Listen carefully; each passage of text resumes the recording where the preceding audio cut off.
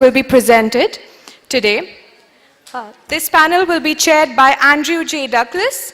He's an associate professor of the political science at Morehouse College in Atlanta, Georgia. He's the author of In the Spirit of Critique, Thinking Politically in the Dialectic Tradition, and is currently finishing 2 new book projects. Professor Douglas, can I request you to please come on stage?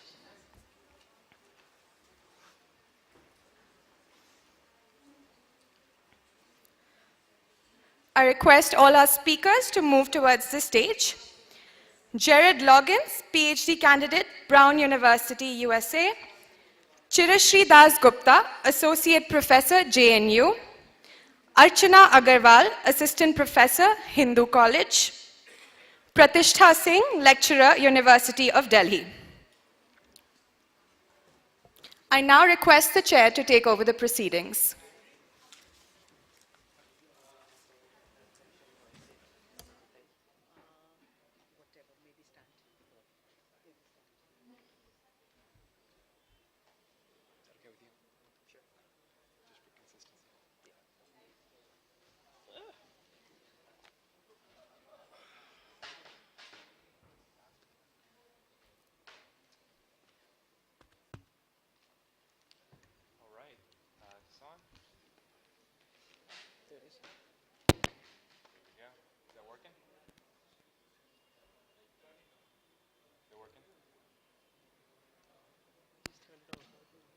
Is it working now? Yeah. Okay, there we go. Okay, well, we've got 4 papers that sound really interesting. And so we've got 4 papers. Hello? All right, thanks. 4 papers that all sound really interesting, and so I don't want to waste any time. Let's just go ahead and get right to them. First up is Jared Loggins.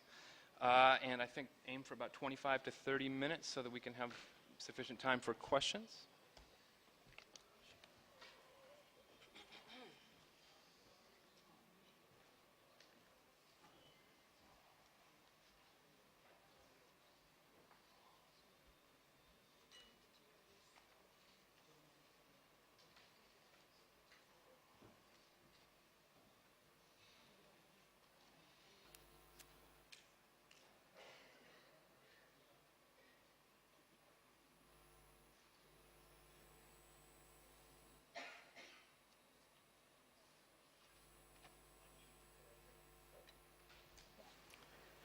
Hello, hello. Can I be heard in the back? Can you hear me in the back? Cool. First of all, I would like to thank the ADRI organizers for bringing us together for this conference. Certainly to Andrew for chairing this session. I would like to begin with an epigraph. This is Martin Luther King. This is Martin Luther King Jr., April 3rd, 1968. He says, "Something is happening in our world. The masses of people are rising up, and wherever they are assembled today, wherever they are in Johannesburg, or whether they're in South Africa, or Accra, or New York, or Atlanta, or Jackson, Mississippi, the cry is always the same. We want to be free." This paper is actually a part of a broader book project, which I'm co-authoring with Andrew, about a little-known 20th century activist by the name of Martin Luther King Jr., and the political significance of his critique of what we might call racial capitalism.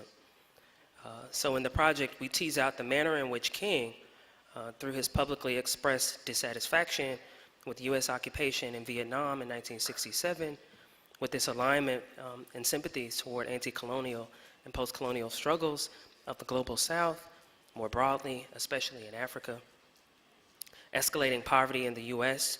in the wake of the so-called rights revolution of the long 1960s, and racial oppression in and beyond the United States.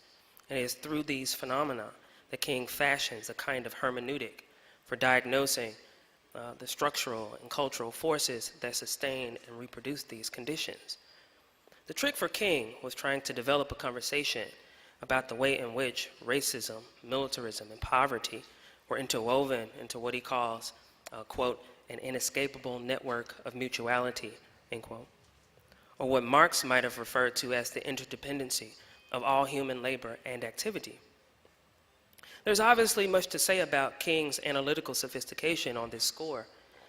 The fact that he connects racial violence and partition to global dispossession of land, resource extraction, investments in the occupation and forced removal of perceived suspect populations abroad is a profound statement, not just because it actually seems to challenge the way in which commentators, primarily in the US, have tried to essentially hijack his thought toward clearly liberal ends, but also because this hermeneutic has real promise for aiding us in this contemporary neoliberal moment, or to at least continue a conversation about viable alternatives that take seriously this intrinsic racial dimension of capitalism, while also remaining true to some kind of class struggle. And so this is the thinking about which the broader project is concerned. The paper in particular is about a sort of under-theorized or perhaps least understood dimension of King's dialectical approach, and that is his investment in a kind of internationalist orientation, or what we might call black internationalism.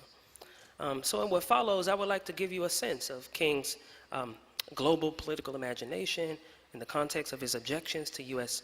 occupation in Vietnam in 1967 and his relationship to post-colonial anti-colonial politics, in order to show how it's absolutely critical for the kind of worker struggles over ideas that emerged in the decade following in the U.S. and across the global South. I obviously do not have time to give you a sense of the full magnitude and scope of this, but the two organizations that are absolutely fascinating for thinking more about are the Institute of the Black World, an organization founded in 1969 as a kind of synthesis of Pan-Africanist and Global South freedom struggles, and to a worker-led movement in the United States founded the same year of King's assassination called the League of Revolutionary Black Workers. And so the argument that I want to make is that there is a kind of continuity that continues after King's assassination that is actually a kind of site of possibility. But I want to backtrack here, and I want to think for a moment about what the term racial capitalism means. What does it mean to clarify about capitalism? And how did King apply this hermeneutic to global political struggle? Racial capitalism pertains to a kind of accumulation which necessarily involves loss, disposability, and the unequal differentiation of human value. The South African intellectual Neville Alexander puts it more succinctly, that there is no non-racial form of capitalism. The reason this is so is because of the parallel development of racial apartheid and partition, alongside the development of capitalist imperatives to generate profit and investment.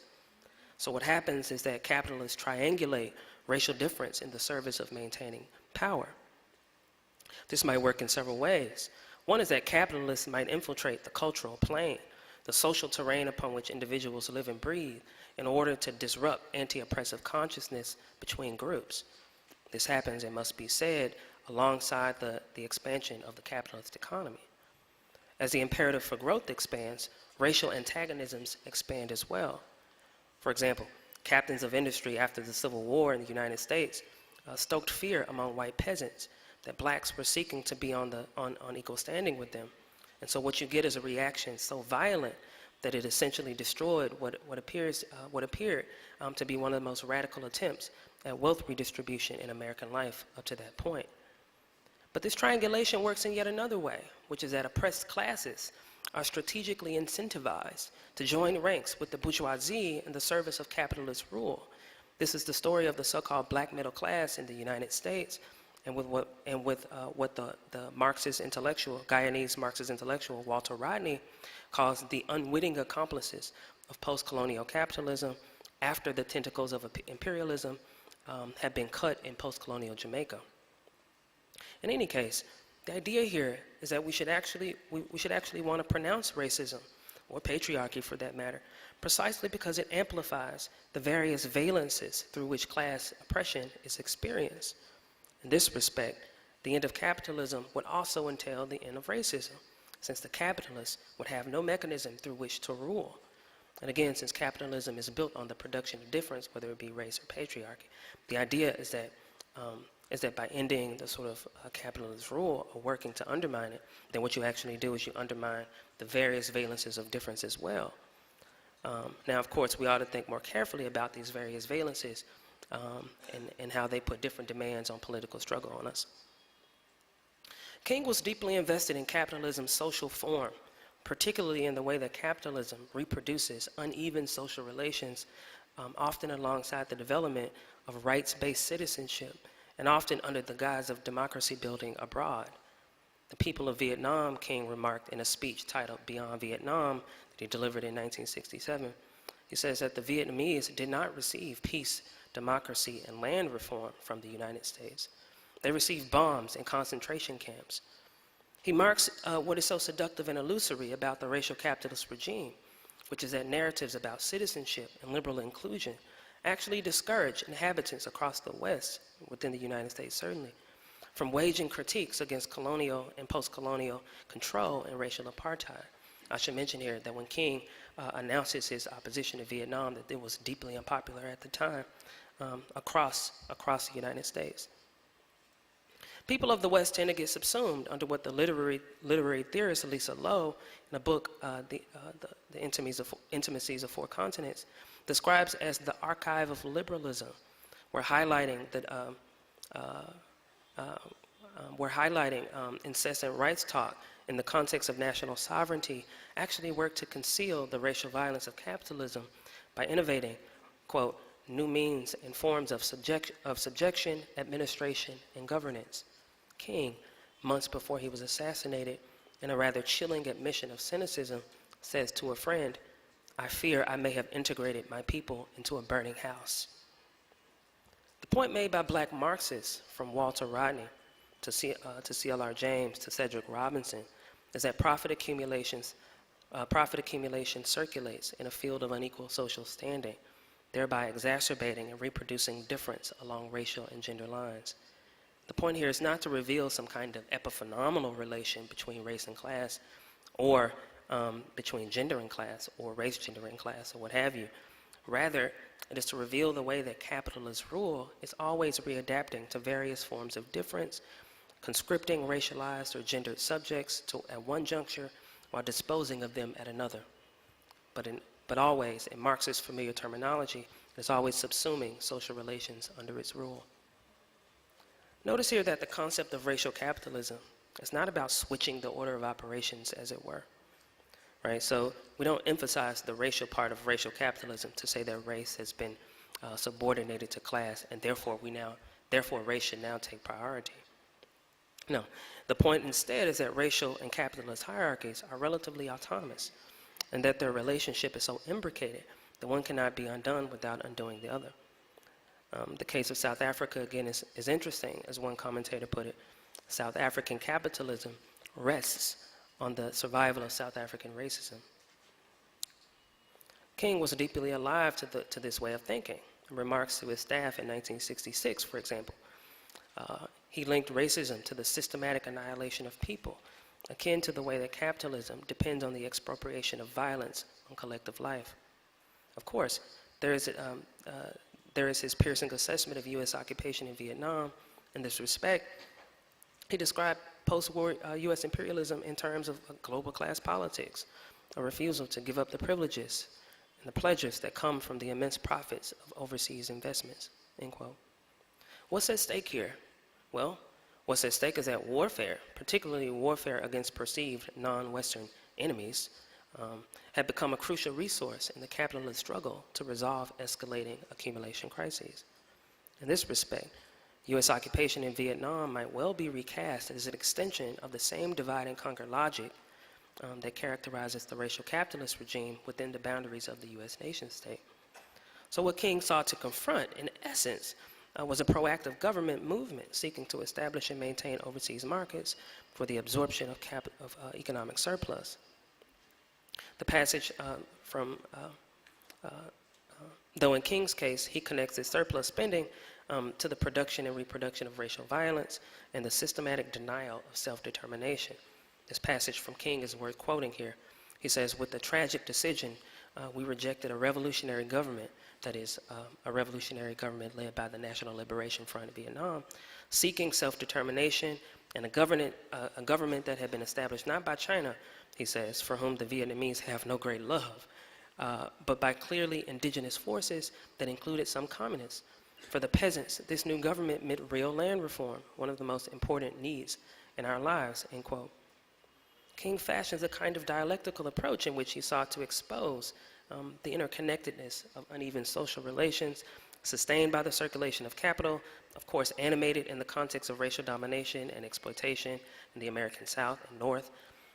Less appreciated are those moments, as this quote puts on glaring display, in which King connects black underdevelopment and structural economic dependency in the United States to the denial of self-determination across the third world.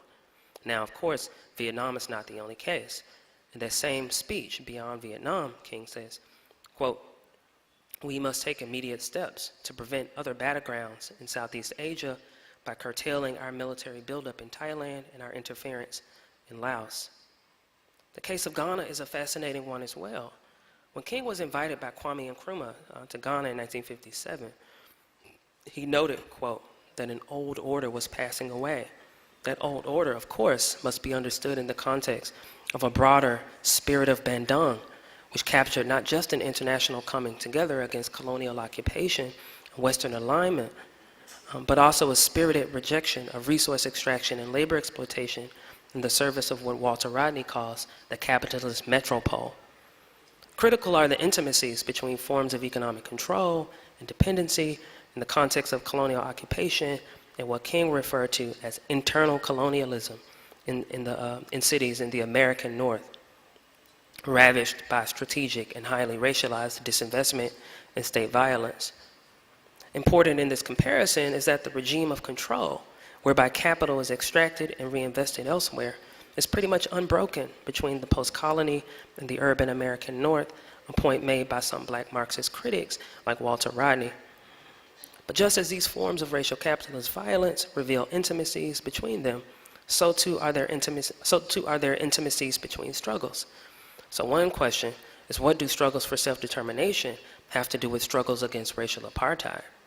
Self-determination must be understood not simply as a practice of achieving national sovereignty, but also, more capaciously, as a kind of psychological disposition toward a kind of emancipation from all forms of control.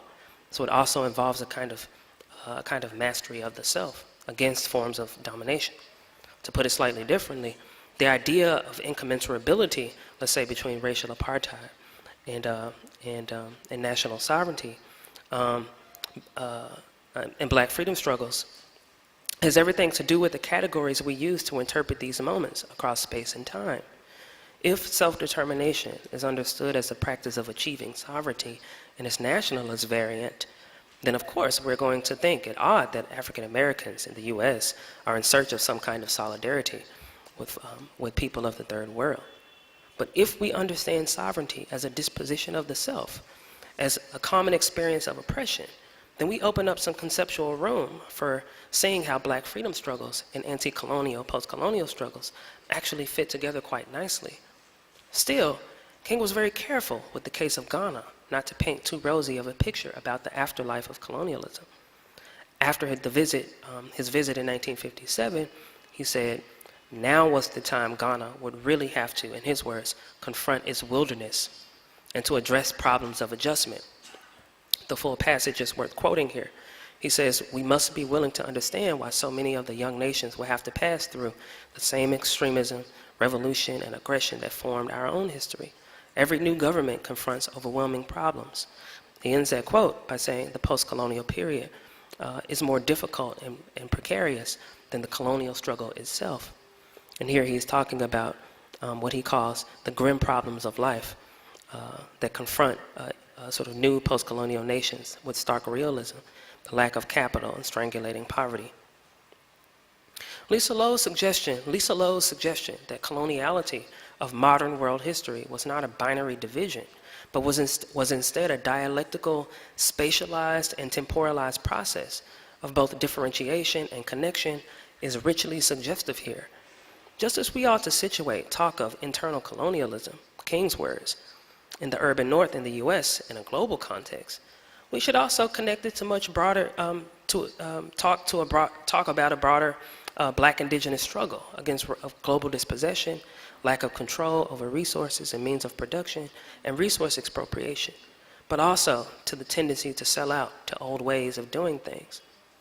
Drawing this relationship between the anxieties of post-segregation and post-colonialism experienced in Ghana is an attempt to, in Lowe's words, challenge the interiority brought on by the divisions of labor inherent to Western notions of possessive individualism.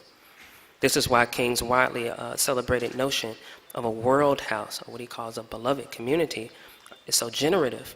These formulations of a kind of global solidarity mean to push against narrow notions of insular and essentialist political struggle. In this respect, the notion of an old order passing away is about a reciprocal process of making revolution, of making class struggle over and over again. King refers to this process as persistent revolt. King's thought is a genuine attempt at building a world order and exposing the limits of national sovereignty and conversations about posing a serious alternative to capitalism. After all, the point in turning to internationalism, as King does, as a site of organizing political struggle, is that it renders legible modes of historicizing the relationship between imperial statecraft and forms of racial governance within the boundaries of the nation state. Drawing on the work of the American historian Minka Makalani, King's trajectory here seems to be connected to an international African opinion and to the spirit of Bandung, defined by its insistence on the, quote, indispensability of racial consciousness to colonial liberation everywhere, end quote. The point for my purpose here is that racial consciousness is about a global class politics, and not in any essentialist way, right? So of course King enters these debates through a kind of Pan-Africanist lens, but this is not the only way to enter. So if it is the case that the capitalist rule subsumes all forms of life and human activity, then what we will need are struggles on a multiplicity of identity fronts, on a multiplicity of stages, whether we're talking about Pan-African, Pan-Asian, non-aligned, or what have you. Building a new world order, or as King said, shaping a new world, turned out to have much more to do with how his comrades in the struggle might respond to ongoing pressures to capitulate and acquiesce to the pressures of racial capitalism. It is not all that clear, contra some of the dominant readings of civil rights historiography, that revolutionary thinking died after King's assassination. Such a view actually denies the agency of people moving on the ground, self-determining, as it were, their own forms of struggle and resistance, the own questions that they wanted to pose against racial apartheid in the US and against global struggle against capitalism. The struggle persisted after 1968, I would want to argue. It persisted in organizations like the League of Revolutionary Black Workers, which was founded as a Marxist response to the Detroit labor crisis that produced urban rebellion and riots in Detroit in 1967. This movement consisted of radical blue-collar black workers with strong organizational capacities. Historic and heroic struggles of black people provided the movement's strengths, inspiration that was garnered by the revolutionary struggles of the developing world, and their convictions were guided by a Marxist-Leninist ideology.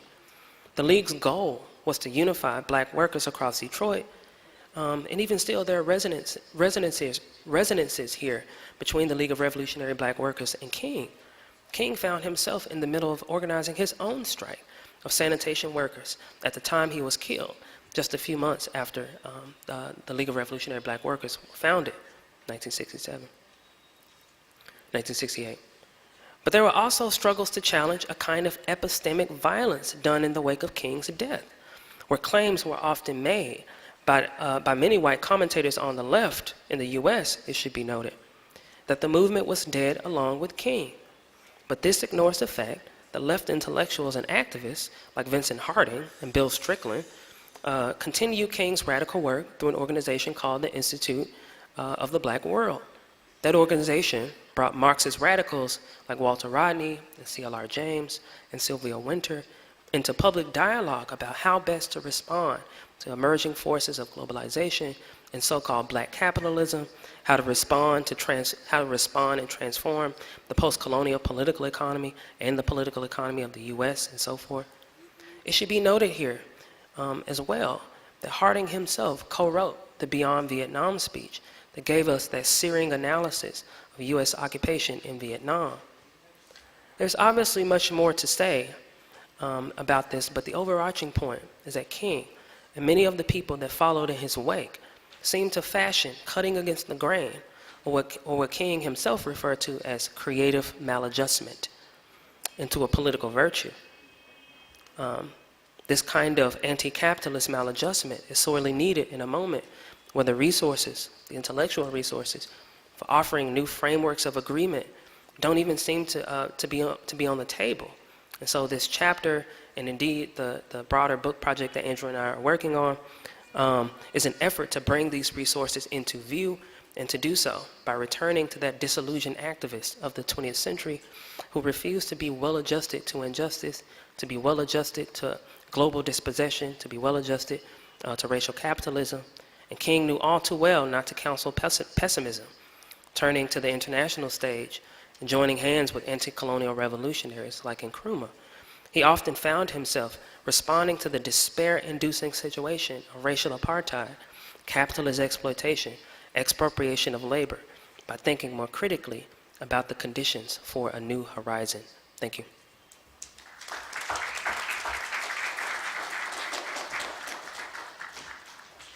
All right, thank you, Jared. Next up is Chirashree Das Gupta, Associate Professor at JNU. Title of her talk is Revolution, Emancipation, and Social Reproduction.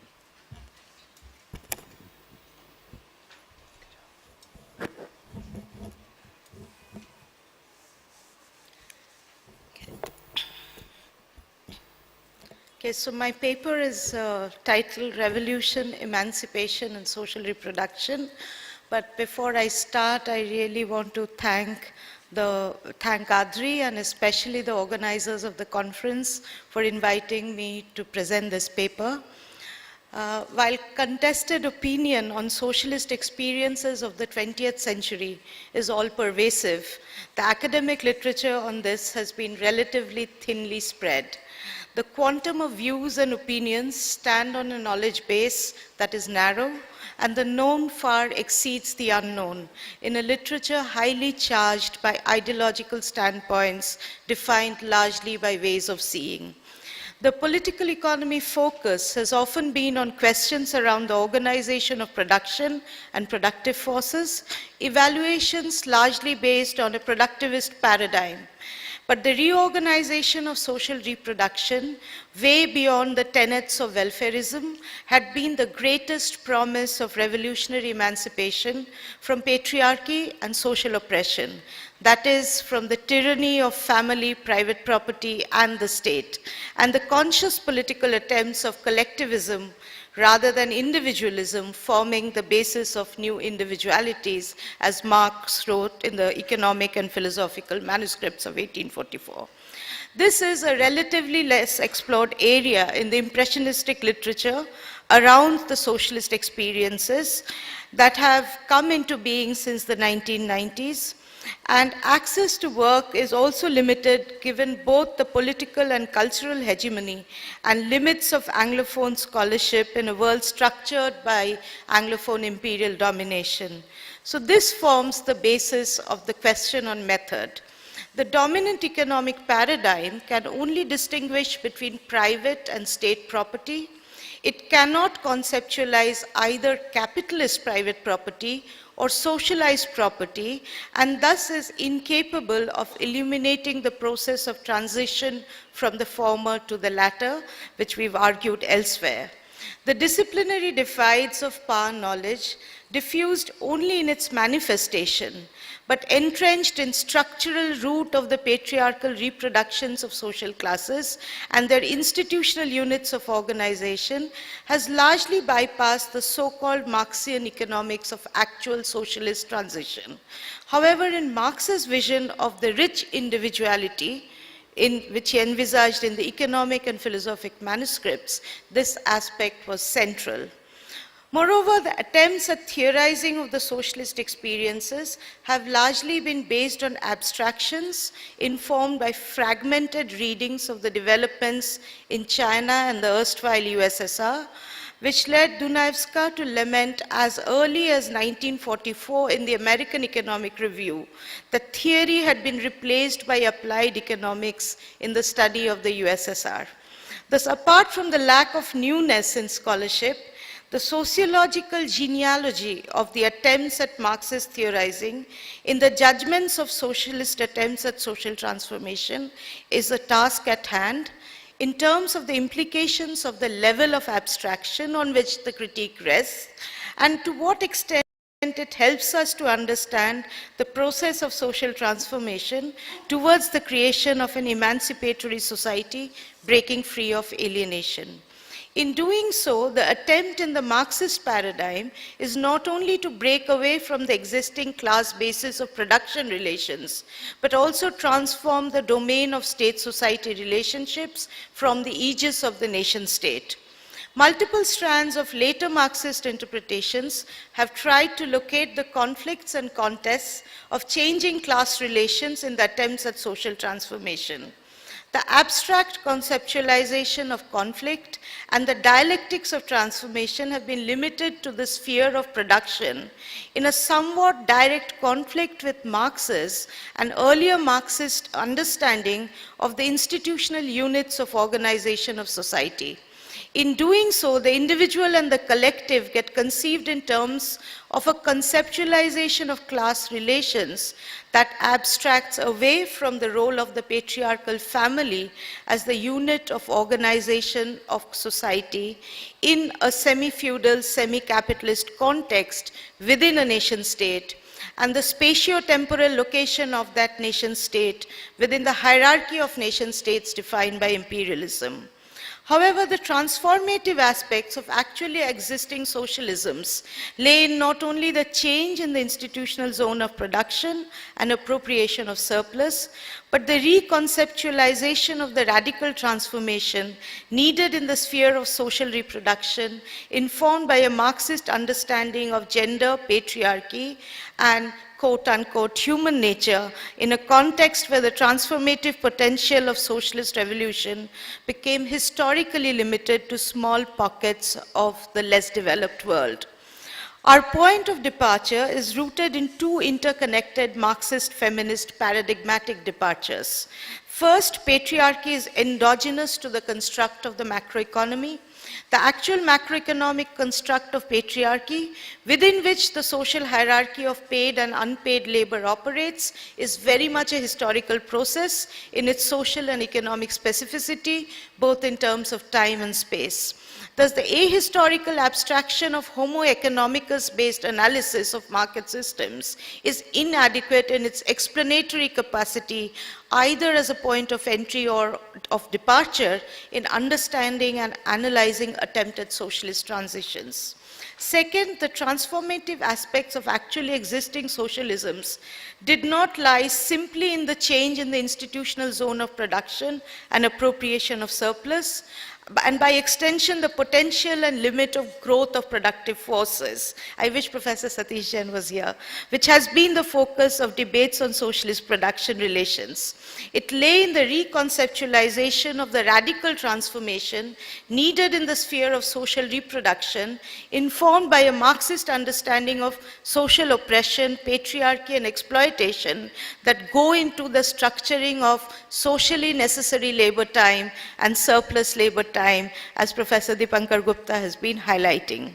Based on this Marxist feminist conceptualization of social transformation, the rest of this paper is an endeavor to critically survey the methods by which the institutional reorganization of reproduction in societies attempting a revolutionary transformation had been approached through a brief study of three attempted transformations: the Russian, the Chinese, and the Cuban revolutions. In this part of the paper, we argue that assuming the growth of productive forces as the focus of extensive transformation, rather than egalitarian institutionalization of social reproduction, can largely undermine the material dialectics of revolutionary emancipation. My paper also includes Tanzania, but I'll drop it because of lack of time. In fact, in the socialist transitions in the 20th century, the attempts to address this contradiction has been central to the process of transformation. In each of these societies, right after the revolution, the secure of a new and secure material base had been severe, largely attributable to the isolations and penalties associated with the breaking away from the imperial axis of material power. In the conceptualization of revolution within a revolution, collectivization of production and abolition of private property rights played an important role in the Soviet Union, China, and Cuba in raising new standards in food, healthcare, housing, education, and clothing, and providing women visibility and better remuneration as workers. Having successfully abolished semi-feudal and semi-capitalist private property rights, the question of reorganizing social reproduction and its relationship to organization of production became the key question in terms of not only the quest for emancipation, but also the survival of the peoples in each of these contexts amidst hostile geopolitics. There is, of course, a significant question that has been raised about socialist experiments in terms of the creation of a hierarchical technocracy that had its inherent class logic that assumes people on the top are the only real subjects of creating new society, and the capitalist objectification of the worker continues to remain in the process of carrying out commands down the line. But even more fundamental to the process of social restructuring was the problem that while the old appropriators of the surplus had been done away with in the course of the revolution, the producers of the surplus were not the owners of the surplus. This production of the surplus, while geared towards the end of a better material life for all, had to fundamentally address the question of not only the wage surplus relationship, but also the sexual division of productive and reproductive labor in the determination of that relationship. The relationship between the collective enterprise system and the family has been the twin locus of determination of the wage surplus relationship in the organization of societies attempting such transformations, in which the sexual division of both productive and reproductive labor has played a pivotal role in A, the determination of the wage surplus relationship itself, B, making the social basis of patriarchy mutable in progressive ways to reduce the burden of social reproduction through unpaid domestic labor, but reversal of that mutability in the face of crisis of production and or reproduction. Cuba is an example where direct attempts to break the basis of the patriarchal family were muted by the compulsions of the enterprise-based production system. In Cuba after the revolution, the emphasis was on employment, distribution, and redistribution with women and children as the focus of the system. A shift from material to moral incentives in the organization of production was at the center of socialist envisioning in Cuba. But by the 1970s, the material conditions of increasing problem of production, given the blockade, despite Soviet assistance, led to the tying of distribution to wage and enterprise, were expected to generate the surplus for redistribution. The Cuban Federation of Women rallied thousands of women for volunteer work for both productive and reproductive labor, 41 million women in 5 years, along with incorporation of women in the paid workforce, but that was much less, 100,000 every year. The proportion of women opting out of the paid workforce was very high, 76% in a single year. Women's political participation was also very low in the early 1970s. This was the context of the adoption of the Family Code in 1975, which directly addressed inequality within the home. However, this intervention coincided with the compulsions of the reversal from moral incentives to production to the wage surplus enterprise system. This undid many of the egalitarian promises and premises of the Family Code. In 1948, the greatest problem facing Chinese families was identified as extreme poverty, very high child and adult mortality rates, and health deprivation even among the more affluent sections of society. In October and November 1948, on the eve of the Chinese Revolution, 1,492 children were picked up from the streets and cremated in the municipal crematorium.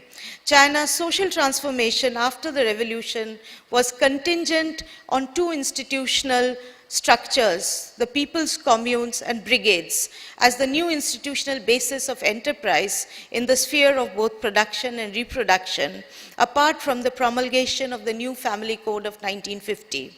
China's attempts from the time of introduction of private land use right on one hand, and despite the Cultural Revolution on the other, is an illustration of the direct relationship between the family and private property in structurally foreclosing any departure of social reproduction from patriarchy. With the reorganization of land after decollectivization, studies have shown that the structural roots of the patriarchal family became strengthened with women as daughter-in-laws taking on an active role in farming along with fathers-in-law, while the husbands migrate to non-agricultural employment to feed the land. This phenomena became more pronounced after the institutionalization of the wage surplus relationship on the basis of enterprise since 1978, the changes in the Family Code and the marriage laws of 1980, which formalized the property relationships in marriage, and subsequent formal reintroduction of private property rights in 2007.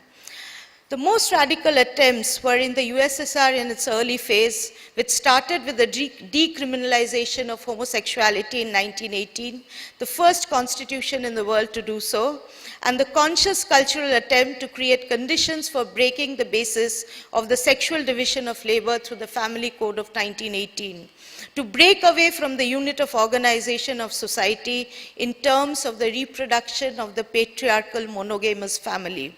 The code established legalized abortion, which was mentioned yesterday, facilitated divorce at the request of either spouse without requiring any ground. It abolished illegitimacy and entitled all children to parental support, and it gave legal credence to collective fatherhood. But the most important feature was that marriage did not create joint property between spouses. A woman retained full control of her earnings after marriage, and neither spouse had any claim on the property of the other. In the Soviet Union, this was accompanied by more and more political participation by women in public affairs at the level of the Soviets within the pyramidal structure of political power. At the same time, there was a thinning out of women's political power at the topmost level of the pyramid, which was a significant reversal of the conditions that prevailed in the first few years after the revolution in the USSR. Alexandra Kollontai in 1921 outlined the problematic, and I quote, "the hypocritical way in which sexual problems were relegated to the realm of private matters that are not worth the effort and attention of the collective." At the same time, she pointed out the spontaneous wave of new attempts of living developed from within the social fabric. Thus, Kollontai captured the contradictions of property relationships, class contradictions, and individualistic morality that was the basis of alienation, even as the new society under the Bolsheviks was trying to find ways of social organization to address these. Trotsky in 1923 in the Pravda formulated these contradictions, which he observed were emerging within the communist family due to the larger transformations in the Soviet Union in the first decade after the revolution. It's a rather longish quote, but I will belabor it because it's worth it. He argued that, and I quote, "the physical preparations for the conditions of the new life and the new family again cannot fundamentally be separated from the general work of socialist construction. The worker state must become wealthier in order that it may be possible seriously to tackle the public education of children and the releasing of the family from the burden of the kitchen and the laundry. Socialization of family housekeeping and public education of children are unthinkable without a marked improvement in our economics as a whole. We need more socialist economic forms. Only under such conditions can we free the family from the functions and cares that now oppress and disintegrate it. If this can be done, then the bond between husband and wife would be freed from everything external and accidental, and the one would cease to absorb the life of the other. Genuine equality would at last be established. That bond will depend on mutual attachment, and on that account particularly, it will acquire inner stability, not the same, of course, for everyone, but compulsory for no one. Thus, the way to the new family is twofold: raising of the standard of culture and education of the working class and the individuals composing the class. B, an improvement in the material conditions of the class organized by the state. The two processes, he argued, were intimately connected. This was the understanding that informed the adoption of the 1918 Family Code and concomitant changes to organization of property rights. But the code became more and more difficult to operate because of the contradictions, some of which were captured by Kollontai and Trotsky in their writings. Kollontai traced the adverse consequences from the time of the adoption of the new economic policy of 1922 and the devastating effect it had on the lives of women, some of which were captured in her works of fiction. She showed how men in pursuit of aggrandizement as part of the new technocracy took advantage of egalitarian values nurtured by the revolution ironically in the reinforcement of patriarchy. By 1926, the new family code did away with collective paternity, recognized the need for protection of women, especially after divorce, and legalized adoption into the family after it was clear that ideal arrangements of collective paternity was actually increasing women's oppression and strengthening patriarchy. But it was the 1936 code which undid much of the advances and shifted the burden of social reproduction back on women within the patriarchal family. It recriminalized homosexuality to the point where the Marriage Council of Philadelphia in the USA in 1948, after a visit to the Soviet Union, ironically celebrated aspects of women's activities, standards of healthcare and education in what they perceived as, and I quote, fulfilling the vital function of strengthening of families in the Soviet Union as opposed to the conditions in the USA, which they lamented. Families were breaking down in the USA. What led to this reversal? The usual explanation has been that the loss of life suffered by the Soviet Union led to this shift in women's institutional role in biological reproduction to maintain the population. Without minimizing the impact of the war that led to many social problems, including high levels of alcoholism and domestic abuse by men, Soviet history shows that this impetus continued beyond the logic of loss of life and the horrors of war. Our argument is that the state of continuous siege of the Soviet Union led to a continuation of a productivist paradigm founded on an enterprise system based on a wage surplus relationship that necessarily entailed relegating a large amount of social reproduction based on unpaid work to the realm of the family. The nation-state's project of producing more and more surplus, which was perceived as necessary under the prevailing conditions, and this shift to productivism entailed a shift in the locus of social transformation to sort of modify Marx to say, from the hidden abode of reproduction to the visible abode of production. Beyond a well-functioning welfare state, the class project of transformation of the institutional basis of social organization was abandoned to the cause of productivism in the context of the geopolitical situation that led to this shift. The wage surplus relationship that necessarily entails sexual division of both unpaid reproductive work and unpaid labor in production constituted the fundamental reason for this regression in social transformation.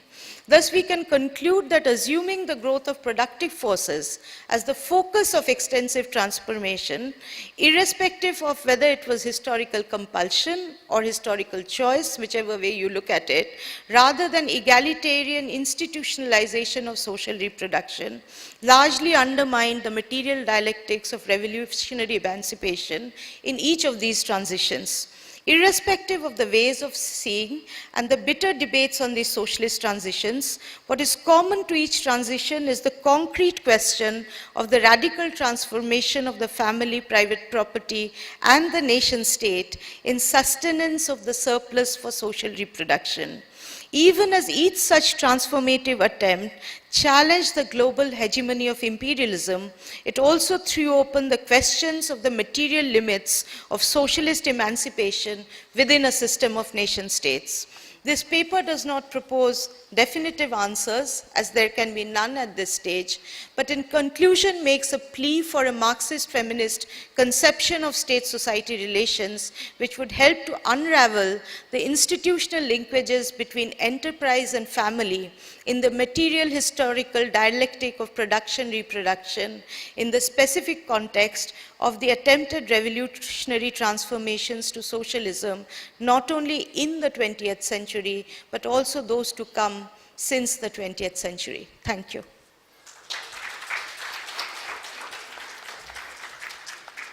Thank you, Dr. Gupta. Our third paper comes to us from Professor Archana Aggarwal, Hindu College, Delhi.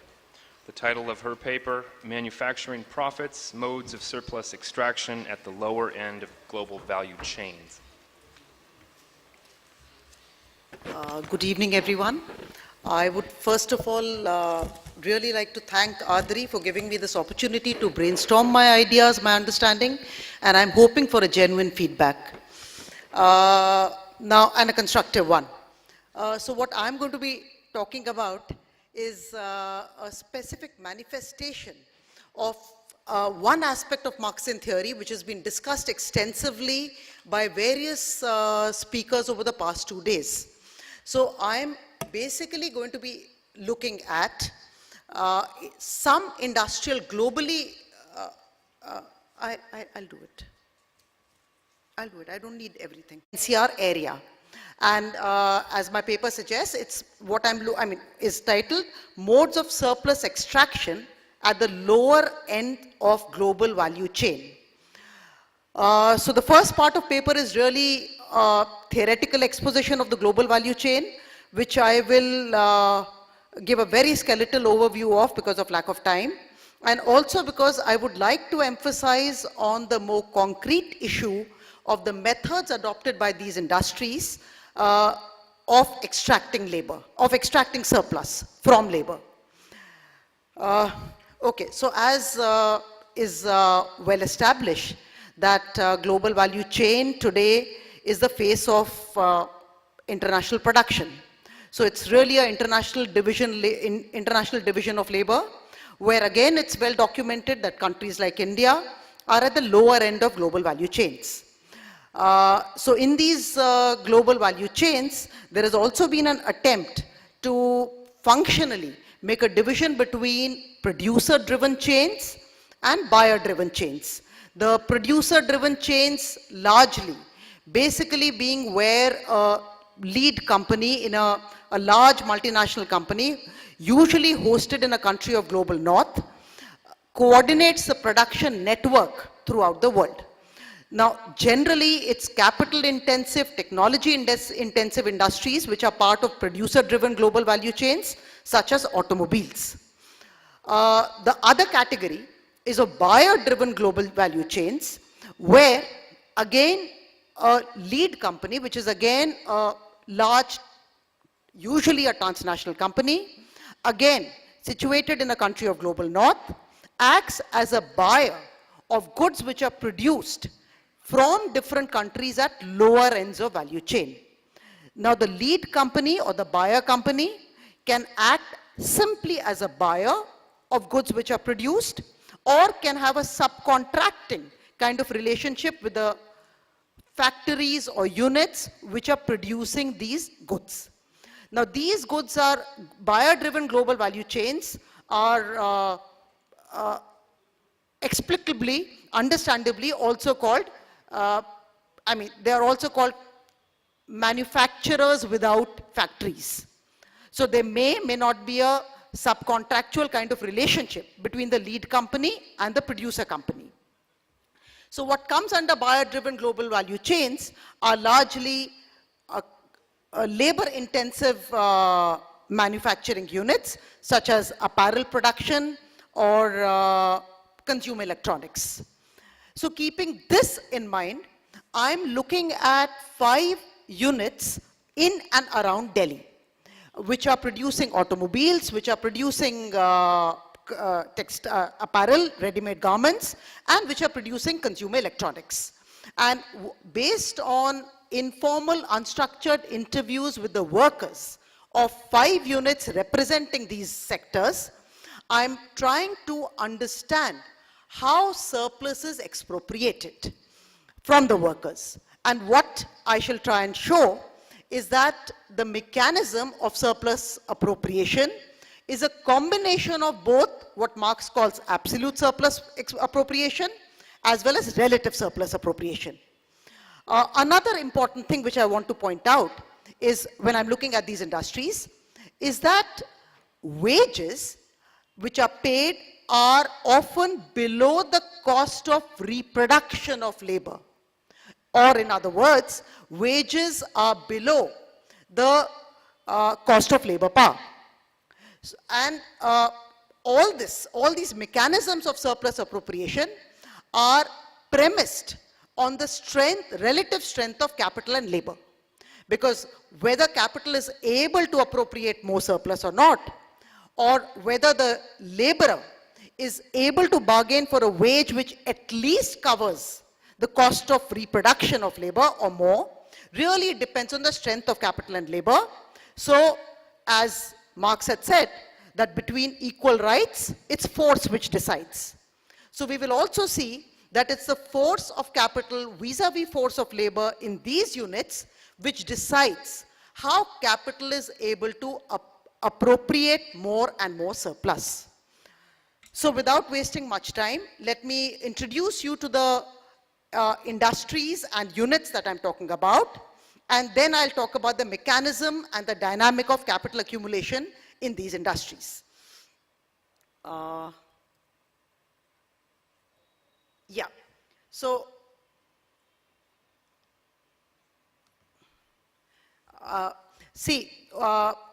Delhi and the area around Delhi, basically Rajasthan, Uttar Pradesh and Haryana. So this NCR region has become a hub of globally integrated production over the past 2 to 3 decades. Now the case studies that I'm specifically looking at are these 5 which are listed. Maruti Suzuki India Limited, located in Manesar in Haryana. Now, many of you would be aware that Maruti Suzuki has become a synonym for Indian automobile industry. And Maruti Suzuki, although it started in the 1980s, so it's only in 2006 that it moved away from Gurgaon and also started a plant in Manesar. So I'm specifically talking about Manesar, Haryana. And some of you may be aware that this company made news when last year in March, 13 workers from this factory were given life sentence after 5-year trial for a case pertaining to an incident in 2012. So the first factory that I'm looking at is Maruti Suzuki India Limited, located in Manesar, Haryana. The other company that I'm looking at is SPM Autocomp Systems Private Limited, again situated in Manesar. This is a vendor company for Maruti. So this basically makes automobile components and it serves both Maruti and other vehicle manufacturers. So this is typically what is called a tier 1 company in a producer-driven global value chain. Because India now, and especially NCR, has made its name in the component supply chain for automobiles. So this company is a company which does this kind of work. So it produces components, inputs for both Maruti and other vehicles. So after these two, pertaining to the automobile industry, I'm looking at garment workers working in the garment firms in Udyog Vihar, again in Haryana. Now, Udyog Vihar in Haryana is literally littered with large and small ready-made garment manufacturing units. Many of these units are registered, some are not registered. So these are large, small, some of them are as big as having about 1,000 workers, and some could be working with just 20 workers. So these factories had moved to this area of Haryana from main Delhi in roughly about in 1990s.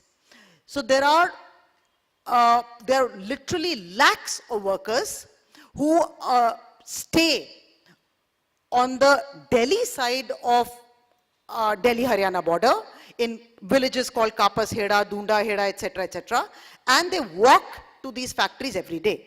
So the next, the next unit or the next kind of workers that I'm looking at are the garment workers working in these industries. Then, coming to consumer electronics, I'm looking at two cases. One of LG Electronic India Private Limited, situated in Greater Noida in Uttar Pradesh. This is a wholly owned subsidiary of LG Electronics of Korea. And the last and the most recent company, which in fact got established after Make in India initiative by the Modi government, is a Chinese smartphone manufacturer, Vivo India Private Limited, situated in Greater Noida. This came up in 2015. So after giving you a very, very brief overview of the situation of these factories, I'm going to focus on the dynamic of capital accumulation. So just to give you an idea of these factories, as far as Maruti is concerned, as I told you already, Maruti Suzuki Limited is practically the synonym for Indian automobile industry. This company was a public sector company, profitable public sector company set up in 1980s, but starting 1992, it was gradually privatized. And by 2002, Suzuki company had the controlling stake in the company. From 3 plants in Gurgaon, Maruti Suzuki expanded to set up a plant in Manesar in 2006. And my analysis is based on interviews of workers in the, who are working in the Manesar plant. So in fact, the entire area of Manesar in Haryana has developed as an industrial cluster largely due to Maruti Suzuki. So most of the industrial units there are basically connected to Maruti Suzuki in some or the other way. This company attracted an entire supply chain of component producers, and now it's not only become a synonym for Indian automobile industry, it has also become a synonym for worker struggles and for state repression on the workers. So more about Maruti when I discuss the way surplus is appropriated. Then as far as SPM Autocomp Private Limited Manesar is concerned, this company is a manufacturer of exhaust manifold, case differential and steering knuckle. This caters to the needs of passenger cars and commercial vehicles for a number of companies including Maruti. This is an example of Tier 1 company in the supply chain for automobiles. Now this company has a foundry as well as a machine shop. The foundry has 350 workers, all working on a contractual basis, all who are supposed to work for 30 days in a month. That means they're not supposed to have any off, and their working day is 12 hours. Apart from the foundry, there is also a machine shop. The machine shop is 180 workers, who are largely regular workers, only 10% are contractual. They have a 26-day working month, which means they have Sundays off. They're supposed to have Sundays off de jure. And these workers have a 9-hour working shift. Apart from this, there are also 10 to 15 workers who are working on a casual basis, who are involved in packaging, loading, unloading, etc., etc. Now, let me just dwell upon the situation of workers in SPM in this factory before I proceed on to the overview of the garment workers. So, as I already told you, the foundry works on 2 shifts of 12 hours each, 7 a.m. to 7 p.m., 7 days a week, no off on Sunday. And this, apart from this also, the workers may often be asked to work overtime, and what is universal across these areas in NCR is, whenever the workers are asked to, or when they wish to work overtime, they are paid at single rate. The legal provision is that if a worker is working overtime, the worker is supposed to get twice the wage rate of a regular shift. But all these workers for overtime work are paid at the same scale as the regular shift. So here also the workers, they are working overtime as we'll see gradually, and they are paid at single rate. Interestingly, these workers often also have to come on national holidays such as 15th August, where the foundry is locked from outside so that it's not visible that the foundry is actually functioning. This is as far as the foundry workers are concerned. The machine shop has more than 350 workers who are employed in 3 shifts, 8-hour shifts. They have a half an hour break for lunch and are supposed to have an off on Sunday. Again, these workers also, if they are required to or if they wish to work overtime, overtime is paid at a single rate. And interestingly and importantly, if they fail to come for overtime work, if they're requested to come or if they are asked to come for overtime on a Sunday, they have a Sunday off, and they fail to come for overtime, then they are not allowed to enter the factory for the next 2-3 days, and that is treated as unpaid leave. So the wages are deducted. Now the basic wage in SPM Autocom is rupees 8,279 per month.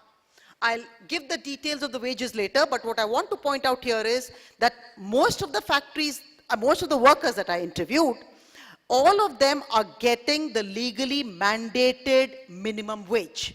This is the legally mandated minimum wage set by the Haryana government. But what I do want to point out is that this legally mandated minimum wage actually acts as the ceiling for wages. So that's a maximum that workers can get, A, and B, this legally mandated minimum wage is far below what is required for reproduction of the worker and worker's family. In other words, these wages are below the cost of below the value of labor power. So in any case, the basic wage here is rupees 8,279 per month. They're supposed to get an attendance bonus of 15% in case they come on all 26 days. Till the time that we interviewed the workers, nobody had ever got an attendance bonus. And this is a factory where there has been many accidents and even deaths because of intensification of work, which I'll talk about briefly. But just before I came in for this conference, 3 days before that, there was yet another worker who had died because of exhaustion. In fact, his body had been whisked away by the management. That's what the workers had alleged. So according to the workers, in the last 1 year, there have been 3 deaths in SPM Autocom industry. More about that later. And the workers claim that these regularity of accidents and even these deaths is because of intensification of work. And I will show how this intensification of work is, of course, also one of the mechanisms of extracting surplus. Then let's come to the garment workers. If one looks at the garment workers, then the garment workers in Udyog Vihar, they are basically working in either the registered units or in the fabricator units. Fabricator units are the units who are given work by the regular units in case there is excessive demand there, which they cannot meet. And apart from these fabricator units and registered manufacturing units, there are also many units which work illegally and who are basically, so when there is, in the peak season time, when there is production, which any of these factories units cannot meet, then it's the illegal units who are made to work, some of them also employing child labor. And below that, there is yet another layer to the pyramid. Some work is also outsourced to women at home. Say things like putting on sequins or putting on buttons and things like that. So this industry is one of the largest employers in the NCR region, the garment industry. Almost all workers, 95 to 97 workers are percent of the workers are contractual. They're migrant. Most of them are migrated from UP. They are Uttar Pradesh. And most of them are skilled artisans. Despite being in Delhi for about 20 years, many of them do not have the right to vote. They do not have a voter ID card and so on. And one important thing that I want to point out here is that unlike other areas in India which are undertaking garment production, NCR is peculiar in having predominantly male workers. These workers, they are working on a 8-hour, they have an 8-hour working day, 9 a.m. to 5 to 5:30 p.m., half an hour break for lunch. Again, the wages that they get, I'll show you a table for the wages that they get. The wages that they get is in accordance with the minimum wage stipulated by the Haryana government, but way below what is required to meet the cost of reproduction of labor. Now again, overtime is pervasive, and what I will show and what needs to be highlighted is that the wages are so low that that's one of the reasons why overtime becomes so pervasive. So it's not just the companies which are forcing the workers to do overtime, although that's also a fact. They may be dismissed if they do not agree to come for overtime, but it's the workers themselves who want overtime work. Because even with 3 to 4 hours of overtime on a daily basis, they barely manage to make 10,000 rupees a month. Okay, now again, even in the garment sector, we see continuous accidents, intensification, etc., etc. Oh, I'm sorry. I'll really speed up then. You can go a few over that if you Sorry? need to. You can go maybe 7 if you need to. Okay, okay. So I will not give you too many details of the other industries. Let me, because what I want to focus on is the mechanism of surplus appropriation. So what we see here in these industries is, as all of you know, that accumulation of capital is the motivation for production, and basis of profits is generation of surplus value. Surplus, rate of surplus value, S upon V, can be increased either by a rise in S or by a decrease in V, given other conditionalities. But let me not go into that. Now let's see how surplus is extracted in these industries. Increasing the length of working day, which increases surplus time. Reducing the break times. The toilet breaks, tea breaks, they're reduced, which again means it increases the surplus time which can be appropriated by the owner, by the employer. Thirdly, there's speeding up or intensification of work, which again means more labor per unit of time is being performed, which again means increase in absolute surplus. And in practice, it's very difficult to make a distinction between intensification and the effect of increase in productivity. Because intensification is increase in labor per unit of time, whereas increase in productivity is increase in output per unit of labor. But both in practice show up as increase in output per unit of laborer.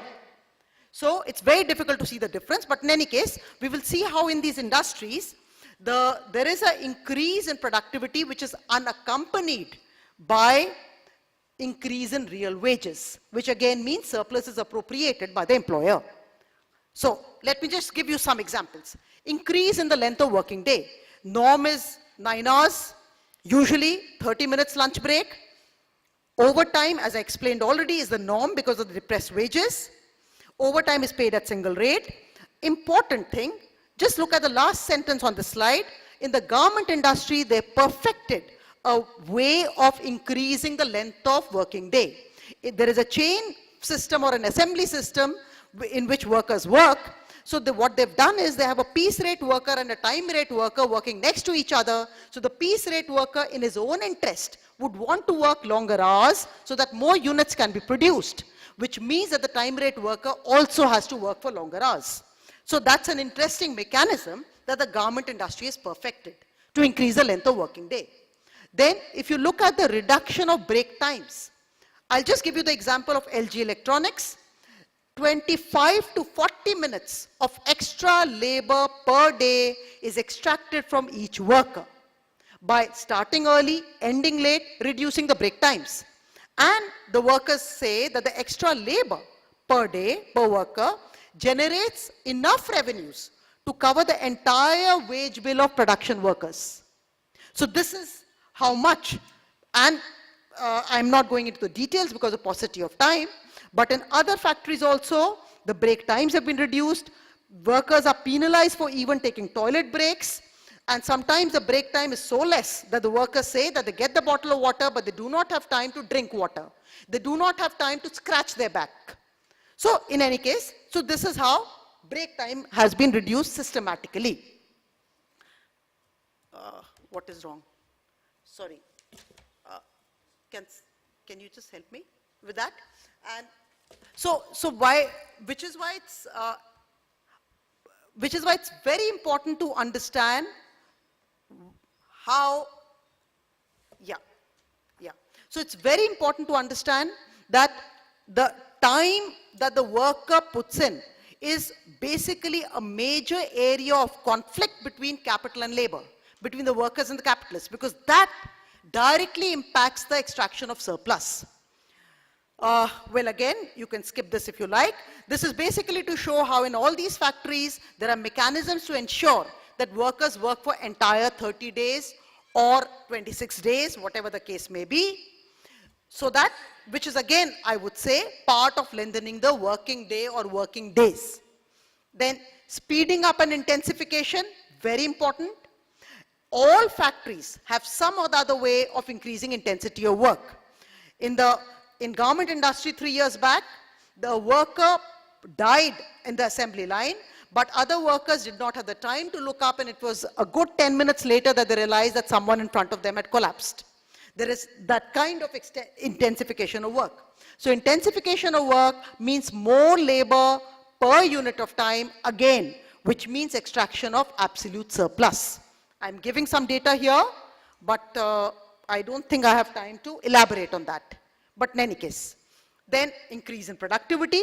As I told you, it's very difficult to make a distinction practically between the impact of increase in productivity and the impact of increase in intensification. But in almost all the industries under consideration, one sees that there has been an increase in productivity, and this increase in productivity of workers has not been accompanied by increase in the real wages of the workers. And it has not been accompanied by reduction in working hours for the workers. On the contrary, increase in productivity has been accompanied by more shifts, so that the machine is not left idle. So, which means that the benefits of productivity increase have uniformly accrued to the owner, accrued to capital, not to the labor. Important thing about how wages which are paid are lower than the cost of labor power. Just this last slide, which is important. The wages, as I told you, legally stipulated minimum wages, the ceiling for actual wages. Wages are lower than what is required. And very importantly, in many of these industries, it's the rural connection which act as the basis for material provisioning in the city. Many of the workers cannot stay with their families. In fact, they have to get rations from the villages, which means it's the agricultural sector which is also subsidizing the workers and the workers' families in the city. Some data, I'm not getting into this. This is about the monthly wage, how the monthly wage of tailors, one particular kind of tailor in the garment industry is continuously, this is about the kind of wages that they get. Important thing to note here is only that these wages that these workers get even after 20 years of experience is way lower than the need-based minimum wage which the government has declared should be given for the lowest ranked government officials, which is 16,000. So, and this slide shows the fall in real wages for one particular kind of worker in the garment industry. Again, a similar thing for automobile industry. And the last thing which I want to point out, which I had said earlier, that the fact that capital is able to extract the surplus is basically premised on weakening labor and strengthening capital. And which is why all these factories, there is no time to go into it. Maybe if anyone is interested, one can talk about it. One sees that either there are no unions, there are mechanisms so that there can be no unions, there are migrant workers, contractual workers, workers are segregated, and wherever their unions have been there has been a massive repression on the unions, which is aided and abetted by the Indian state. So whether one looks at Maruti or SPM, or one looks at the garment workers or LG Electronics. Thank you so much. Mark spoke of the need to see the world with sober senses. That was a sobering talk. Thank you. Final paper is brought to us by Pratishtha Singh, lecturer at the University of Delhi. The title of her paper, The Italian Biennio Rosso.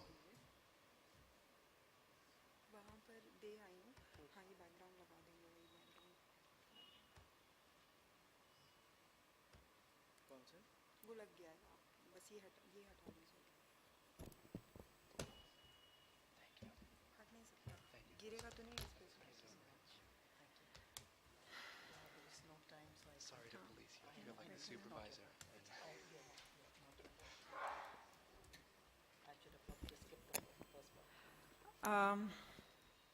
Good evening, everyone.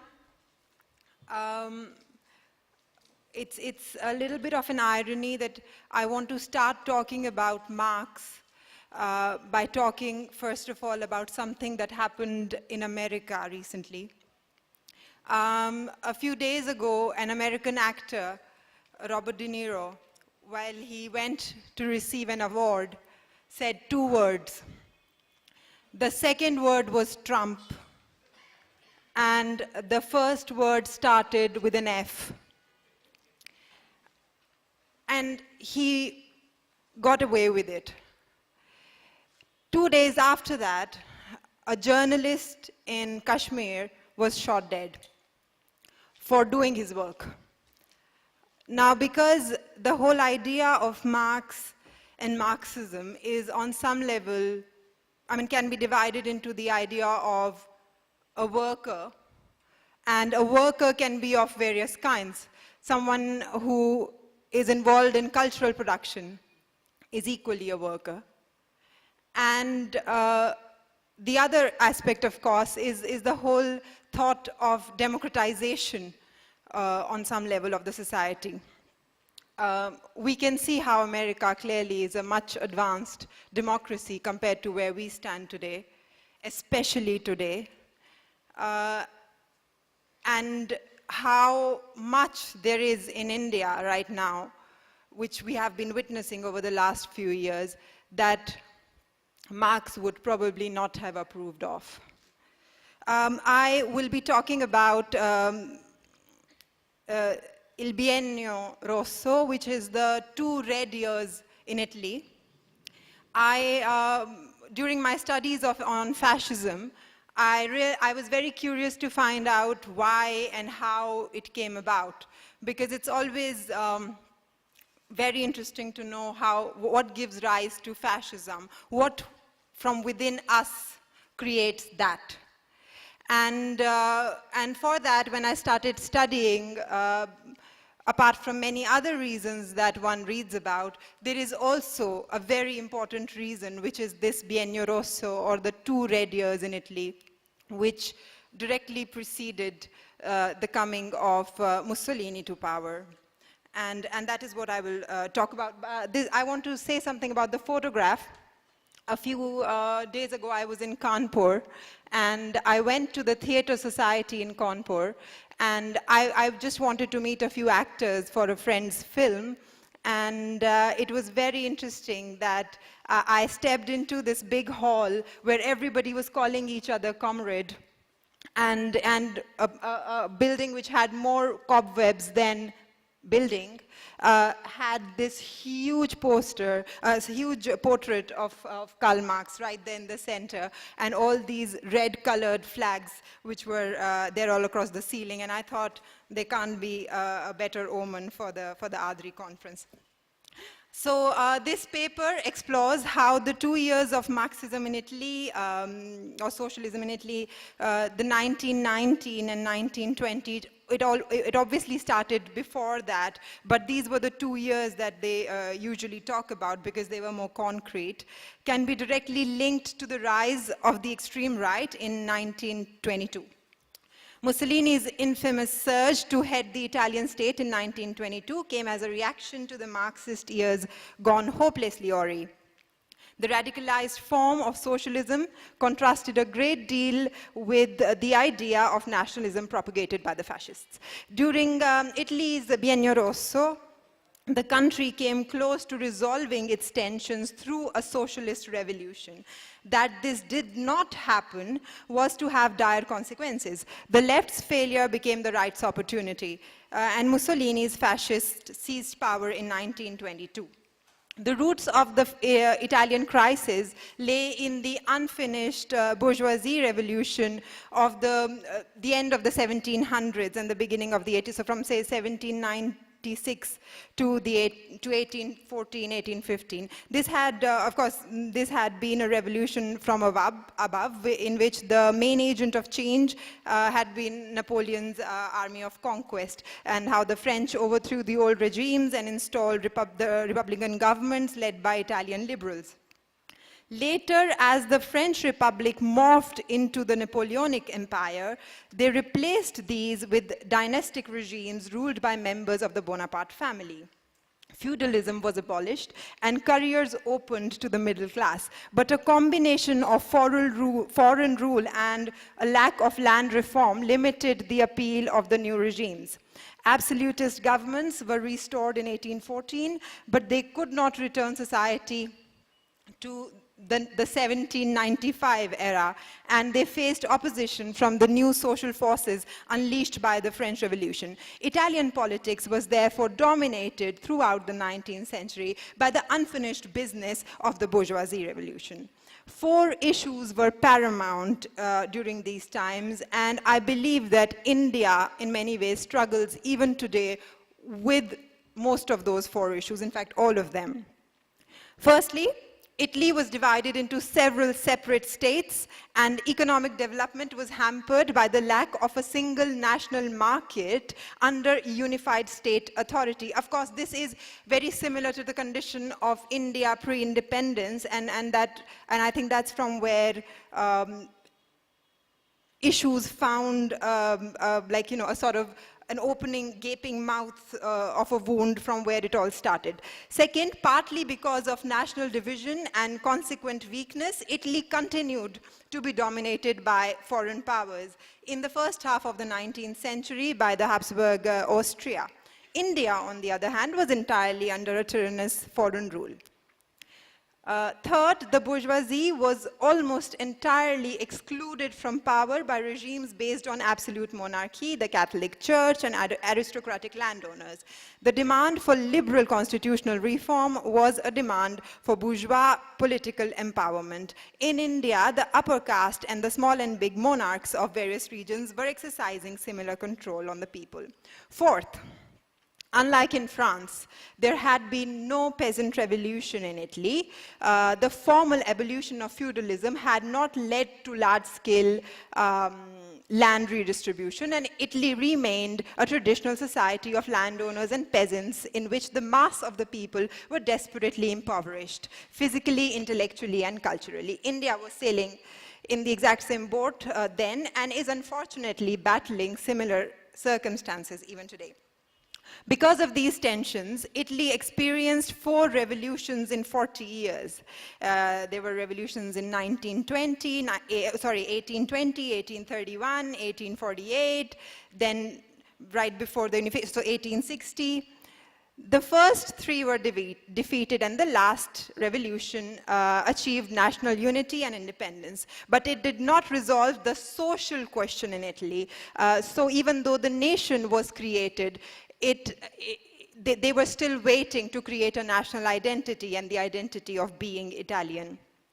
Thus, even after the Italian Risorgimento gave rise to modern Italy, it's the rebirth, the Risorgimento, gave rise to modern Italy sometime between 1859 and 1870, the national identity was a far cry.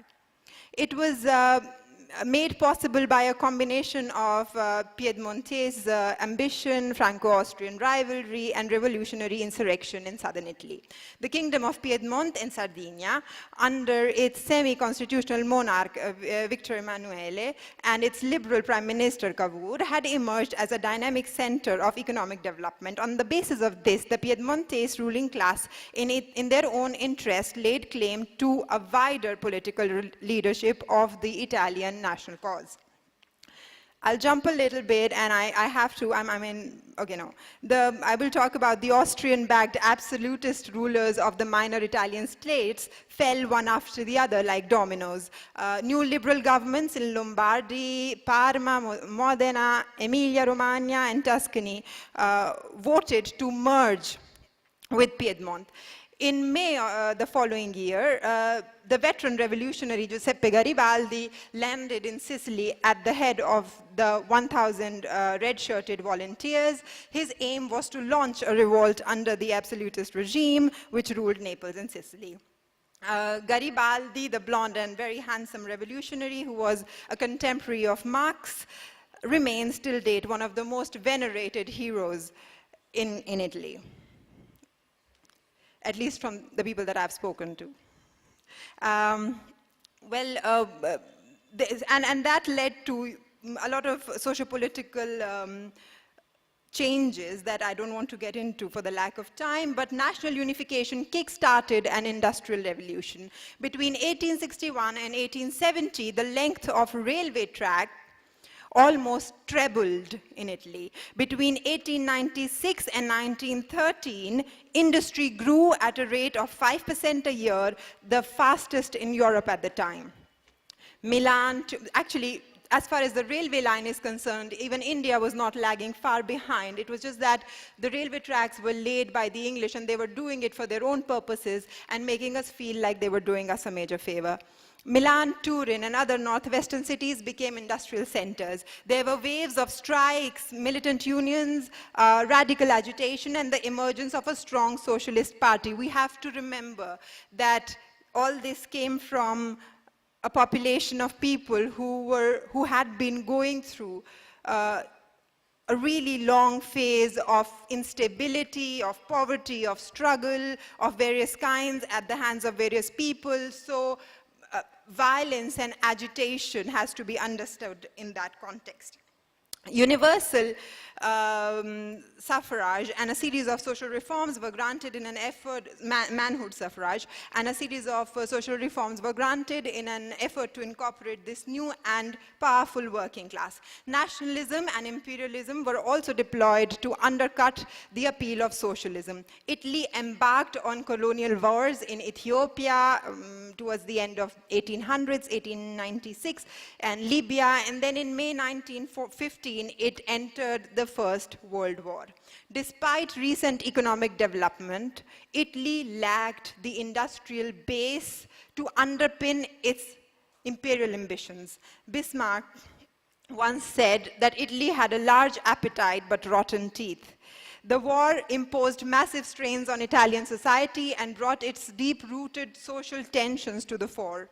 A majority of Italians opposed the war when it started and continued to oppose it for as long as it lasted because they were first-hand sufferers of the war. Unfortunately, the Socialist Party, which included both reformists and revolutionaries, failed to give a clear anti-war lead. Its slogan was, something which can be roughly translated as neither support nor sabotage. Italy lost 500,000 people lives in the First World War. The misery of the trenches was matched by the bread shortages and hunger on the home front. Mass strikes broke out in Turin factories in August 1917, and there were mass desertions from army in October and November 1917. The ancient poverty of the villages, the new exploitation of the factories, and the carnage and privation of war combined to produce the two red years. In the summer of 1919, Italy saw a 3-day general strike in solidarity with the Russian Revolution. Spring 1920 saw Turin metal workers on strike demanding recognition for their Camere del Lavoro, the factory councils, which leading revolutionary Gramsci saw as the Italian equivalent of the Russia's Soviets. While all of this was happening, we have to also understand how fascism was developing. Like I said, Mussolini's rise cannot be detached from this Biennio Rosso, the 2 red years. This reached its peak with the factory occupation of 1920, when hundreds of thousands of workers took over their workplaces and peasants squatted the land they used but did not own. Italy was on the verge of social revolution, and fascism was a response to this, a tool by the ruling class to crush working class organization, resistance, and power. It was a sort of a preventive counter-revolution. The origin of fascism goes back to just that period when murmurs began to be heard in the land against the neutrality of Italy. And a revolutionary element began to rise against the government that favored it, that favored not entering the war. The first bodies of interventionists, the Fasci for revolutionary action, were socialists in outlook, like Mussolini.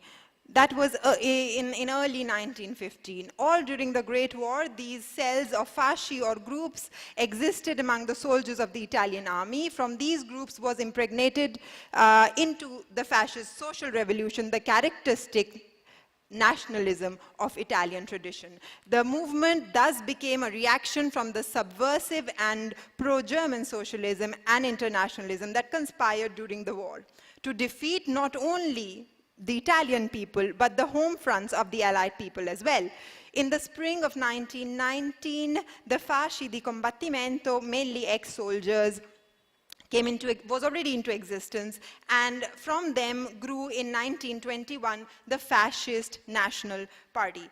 During the high tide of squadrismo, members of the Fasci Italiani di Combattimento movement would form the official fascist party by 1922, mobilized tens of thousands, even hundreds of thousands of Italian men who carried out thousands of acts of violence within their own communities and neighboring cities, towns, villages, and hamlets, because they were provoked by their own circumstance and what they saw around them. Before this takeoff in provincial fascism, the fascists were initially an urban phenomena, motivated primarily by nationalism. Nationalism is a word which we have been exposed to quite a bit in India in the last 4 years. Anyway, they desired revenge against the socialists and others who had not supported Italy's participation in the Great War. Even before the war's end, veterans who would later become fascists were calling for extirpation of Italy's internal enemies, whom they held responsible for Italy's crushing defeat to the Austro-Hungarian and German forces in the 1917 Battle of Caporetto. Fascist attacks against socialists, according to Benito Mussolini, were like assaults, and I quote, on an Austrian trench. He declared, and I quote, "This is heroism. This is the violence of which I approve and which I exalt. This is the violence of fascism." The rise of fascism in the province of the Po Valley in northern Italy occurred in reaction to the remarkable post-war growth of socialist power.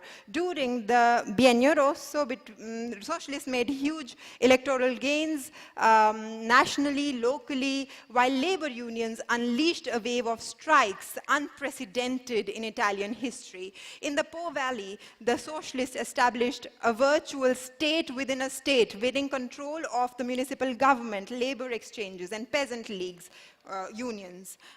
Socialists also found cooperatives, cultural circles, taverns, and sporting clubs. Such working class organizations exercise their power largely through legal means, because it's legal. Elections, boycotts, strikes, demonstrations, which nonetheless often led to clashes with police, with injuries on both sides. Political culture and the social order had been radically altered, with rough peasants and workers occupying the halls of power and red flags hanging from town halls. For landowners, life in this new red state meant higher wages to be paid, higher taxes to be paid, reduced profit to be made, lost managerial authority, deteriorating private property rights, and the threat of a social revolution. Moreover, displays of red flags, busts of Marx, and internationalist slogans offended nationalist and patriotic middle-class sentiment. Conservatives denounced the Red Terror and atrocities of this period, though the landowners and middle classes were in little real physical danger. They were not physically assaulted, nor were their homes, offices, or private properties damaged or destroyed. Yet, from their perspective, they lived in a world turned upside down. The socialists had virtually taken over, and the liberal state appeared to have lost control of law and love. In the provincial centers, fascist violence was initially used to break the socialist hold on local administration and labor organizations. Fascists interrupted meetings, beat elected officials, and made impossible the work of local governments. Socialists in particular were intimidated, threatened, and even beaten until they resigned. The consequences of the Socialist Party, which was entirely unprepared to counter organized paramilitary violence, were disastrous. In the province of Bologna, one of the reddest provinces in the entire Po Valley, where the Italian Socialist Party received almost 3/4 of the vote in 1919, the fascists demolished the Socialist Party in a matter of months. Between March and May 1921, the squads destroyed dozens of newspaper offices, chambers of labor, peasant leagues, cooperatives, and social clubs. Throughout northern and central Italy, fascists replicated this feat. Having conquered major provincial centers, fascists spread out into small towns and hamlets. Major cities provided launching points for attacking other cities. Having consolidated power in these places, the squads then moved into more peripheral areas. Newly founded fasci were local initiatives organized by fascists who understood the life of that area. The leaders were often locals who bore a particular grudge against the socialists, whether economic, political, or personal. When necessary, stronger fasci nearby lent paramilitary support to conquer the area. After rooting socialists out of a community, fascists commonly held a public ceremony inaugurating the new fascio. As fascism penetrated smaller rural communities, it became a mass movement without precedent in Italian history. Okay, I will skip this part. Okay, the peasant leagues, cooperatives, labor halls, and social clubs, the entire infrastructure of the socialist state were intensely parochial institutions organized around popular, charismatic political and labor leaders. Fascist squads thus practiced highly personal, localized strategies of violence and intimidation, attacking the most prominent and influential subversives within a given province, town, or commune. Fascists sometimes beat these men, occasionally with homicidal intent, but perhaps more commonly intimidated them until they were forced to leave town, thereby decapitating their organization. Fascists did kill, but first they tried other methodologies, while what we see now is just plain killing. In small towns, why am I doing this? Is because I feel that there are parallels that can be drawn, not just between fascism and what's going on in India, but also between how the middle class is reacting to it. Anyway, in small towns where everyone knew everyone, fascists inflicted ritual humiliation on their enemies, a powerful strategy of terror understood by all. Black shirts, as opposed to Garibaldi's red shirts, black shirts were the soldiers of fascism, forced their opponents to drink castor oil and other purgatives and sent them home in the worst possible conditions, wrenching in pain and covered in their own feces. Although individual working class leaders might have been willing to live under the constant threat of physical attacks, most were unwilling to subject their families to such danger. Deprived of leadership, meeting places, offices, records, and sympathetic socialist town councils, the landless peasantry became subject to the landowners' conventional tactics of strike-breaking and intimidation. Having broken the leagues, the fascists then forced the laborers into politically neutral fascist syndicates. Vulnerable peasants had little choice but to join. Landowners used their newfound position of power to restore labor relations to the 19th century status quo. The squadrists' most explicit goal, destroying Bolshevism, was rapidly achieved. Yet the violence continued unabated. Only by perpetuating this revolutionary situation could the fascist movement undermine the liberal state and continue its push for political power. Having conquered and pacified socialist communities, fascists next asserted domination over the political and symbolic use of public spaces. The fascists tore down red flags, busts of Marx, and socialist slogans, replacing them with the Italian flag, busts of the king and the fasci. Marches, parades, and political ceremonies reinforced the perception of that the fascists now dominated the public spaces, only recently occupied by the socialists. This performance of fascist domination intimidated real and potential enemies, while also fostering cohesion and solidarity among the black shirts, because they derived their strength and energy from seeing how much they had achieved. Conservative and even moderate liberal provincial newspapers expressed support for the black shirts, praising their patriotism and respect for law and order. There are always some newspapers which are ready to do that. The new fascist state within a state was very different from the preceding 2 years of socialist hegemony. Through illegal violence rather than elections. Fascists controlled government administration and destroyed the offices, newspapers, and cultural and social organizations of the socialists. Okay, all right. I'll talk about the March on Rome. The March on Rome has often been portrayed as a comic opera, sort of a bluff, but it was accompanied by serious, widespread violence. In provinces throughout Italy, paramilitary groups seized control of prefectures, telegraph offices, post offices, and rail stations. In Rome, fascists marched through popular neighborhoods and destroyed the offices and meeting places of left-wing newspapers, social clubs, and cooperatives. Fascists also raided the homes of nationally prominent politicians, including the former Prime Minister Nitti, throwing their books and furniture out of the window and lighting the pile on fire.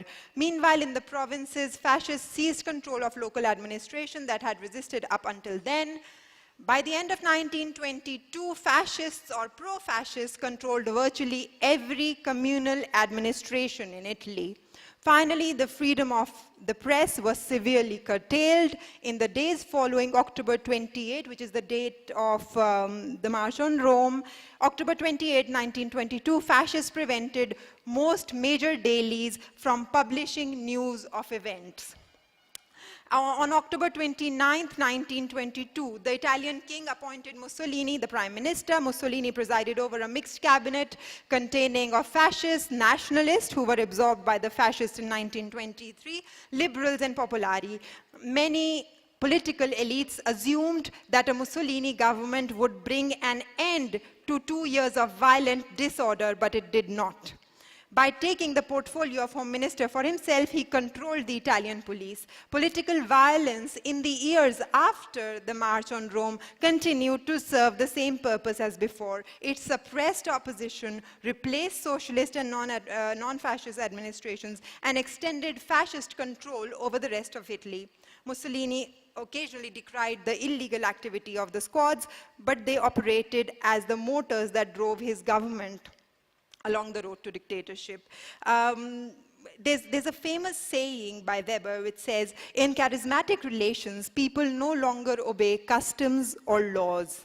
Instead, the followers submit to the imperious demands of a heroic figure, whose orders are legitimated not by logic, nor by the hero's place in the ascribed hierarchy, but solely by the personal power to command of the charismatic individual. I think I should end here and request you to look around the charismatic individuals which we can see at least in Indian politics very clearly, who say, if not me, who? Thank you very much.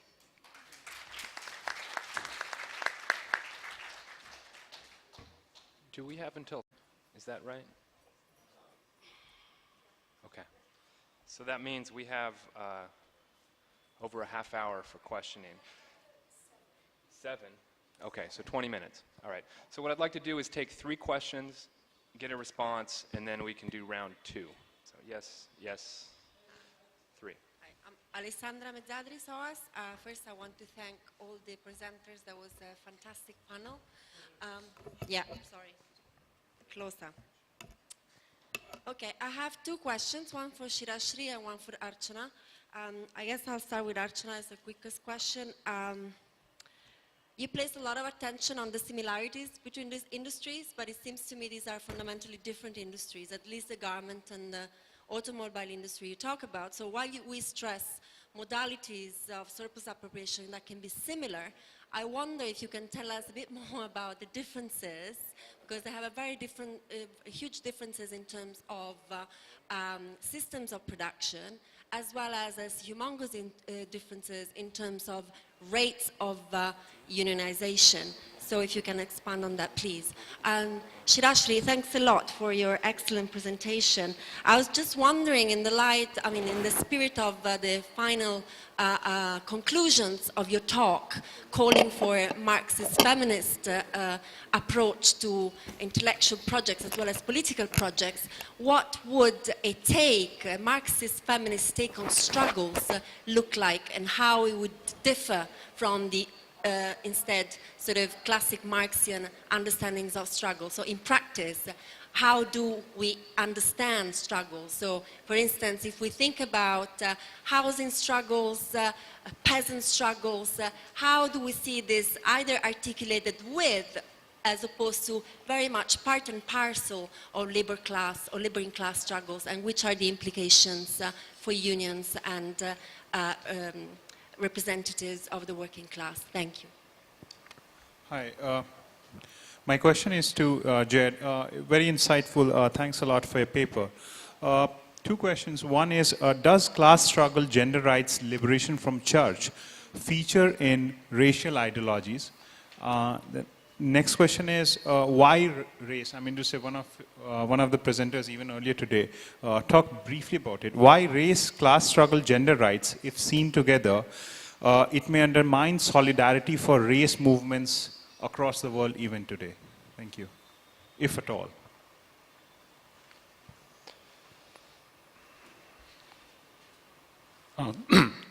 My question is Archana's Aggarwal is a really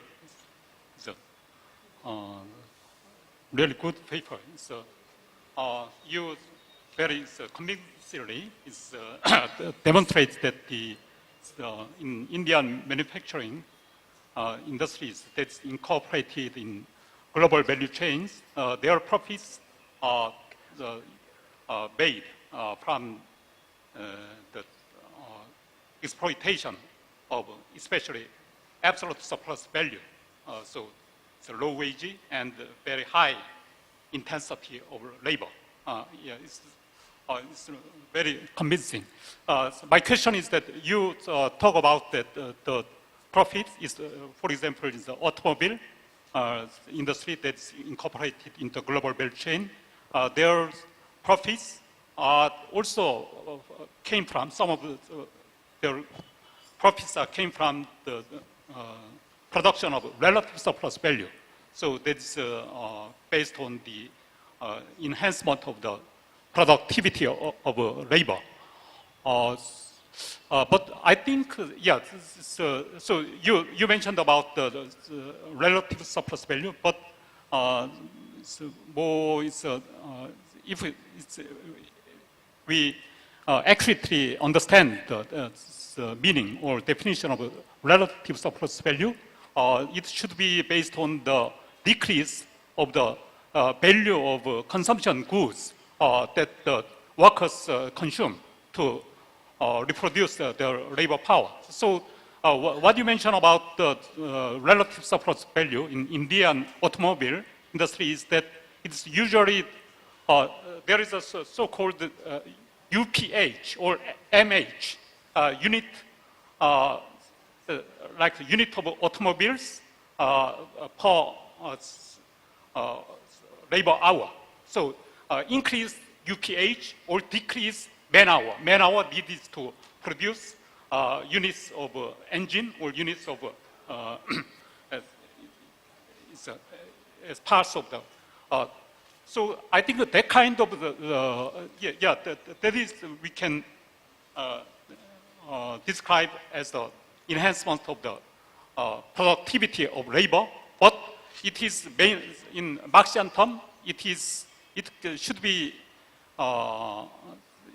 expressed as the extra surplus value, rather than the relative surplus value, because it's decreasing the value of the unit in that industry, in that company, compared to the average value. So it is not exactly the relative surplus value. So it's anyway, in some part, it should be the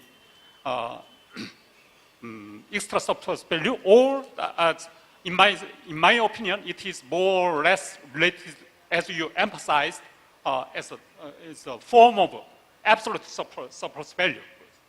So that's my question. So I want to do another round of questions, but first I want to get some response, and that was a complicated one, so maybe we'll start with that one.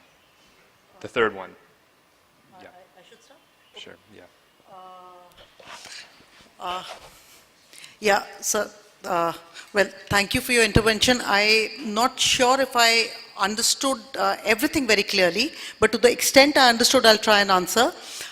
Yes, I've also been, it's very difficult to actually, I also think that most of the mechanisms are of absolute surplus value, appropriation of absolute surplus. In relative surplus, the only thing that I want to, that I observed, and which is what I was trying to emphasize, is that, see, usually one would talk about decrease in V, which means one would talk about increase in productivity in the industries producing means of subsistence. So that I could not see, but what I could see, I didn't even check for it, but what I could see, and that I thought is significant, which is that the wages that the workers were getting was much lower than what they required for their own reproduction. So whether it's because, whether it's manifested in terms of their rural connections helping them survive, whether it's in terms of, again, most of the workers living without their families because they can't afford to keep their families here, whether it's manifested in the form of how the wages, even if there are two members, husband and wife, who are working together, for example, in the garment industry, their combined wages are lower than what the pay commission has calculated for the minimum need-based minimum wage. So in that sense, my hypothesis is that what is happening is that the amount that is going in for, the amount that the workers are getting for their reproduction is getting more and more reduced. So if it is getting more and more reduced, this should be an example of wages being below the value of labor power. And this has been accentuated by, for instance, the welfare retreat of the welfare state.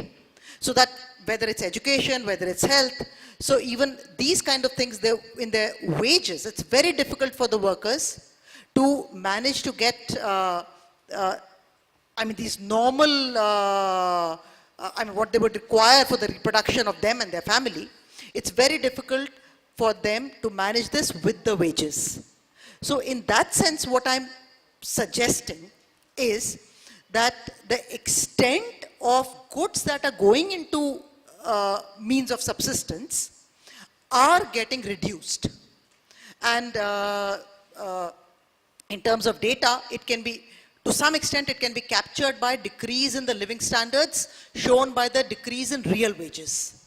So decrease in real wages is amply clear whichever industry one looks at. So that there is after your paper, I would like some suggestions from you informally about what do you think I can look at. So later. So it will be very useful for me. And about the other question, you're very right. I mean, these are very, very different kinds of industries in terms of production structure, in terms of, I mean, I have only glossed over the differences, except for saying that one is producer-driven and one is an example of buyer-driven. Part of the purpose was also to gloss over, to basically look at the similarities rather than the differences in terms of how surplus gets appropriated. But I can definitely do say something about the differences in the degree of unionization. That I can definitely make a comment about. For instance, in the garment industry, there has been absolutely no union.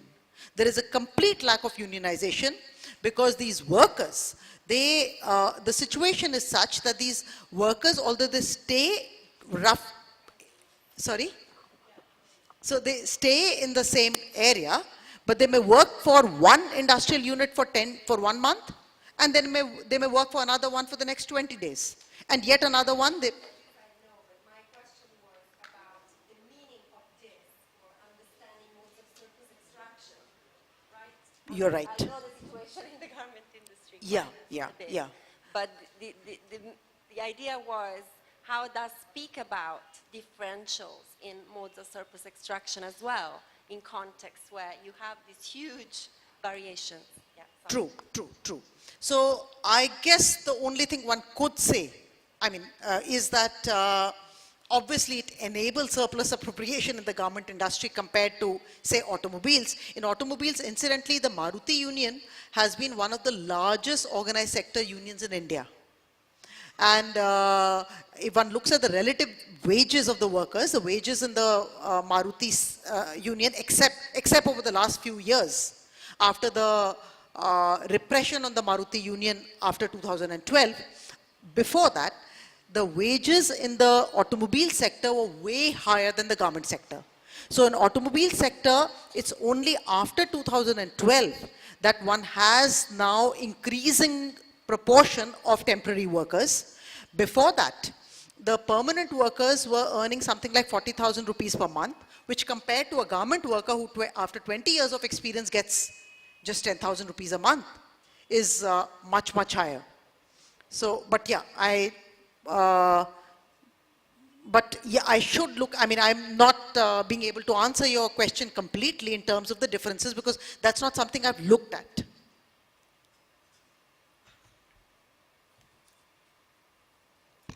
Okay, I guess I'm up.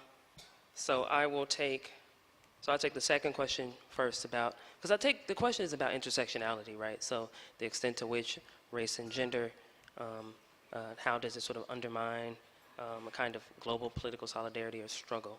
I think there's a sort of common misconception about what intersectionality means, right? It's not the sort of stacking of identity categories on top of each other, right? Gender, race, sex, and the like. It's rather a kind of hermeneutic through which to understand the various ways in which forms of power, race and patriarchy are forms of power, the way in which they interact with each other, you see. And what this means is that if we think of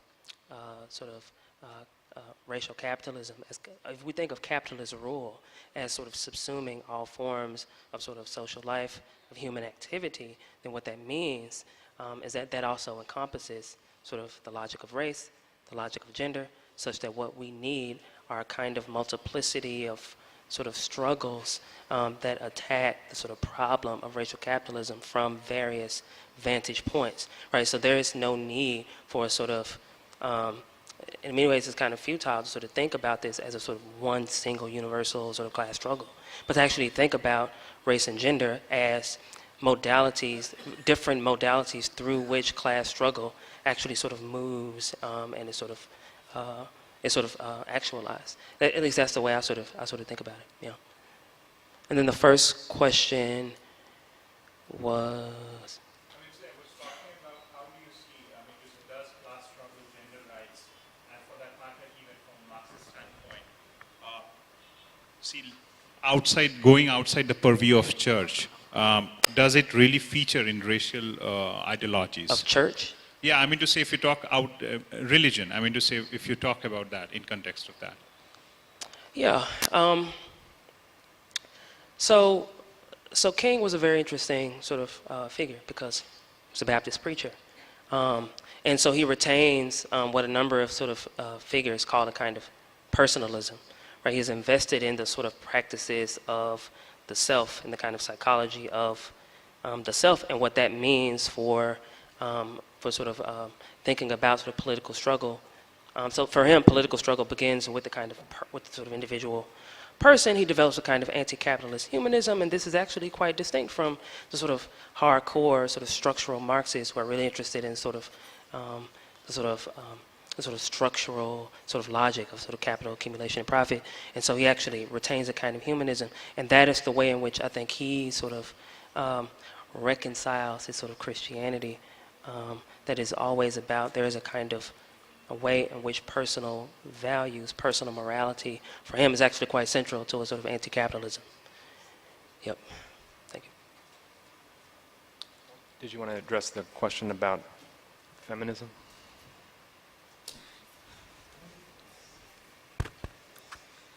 Okay, this is a very difficult question to answer, but I'll make an attempt. I would distinguish between the kind of intervention that one would envisage in terms of a struggle to build a socialist society post-revolution, which had been largely the context in which I had speaking.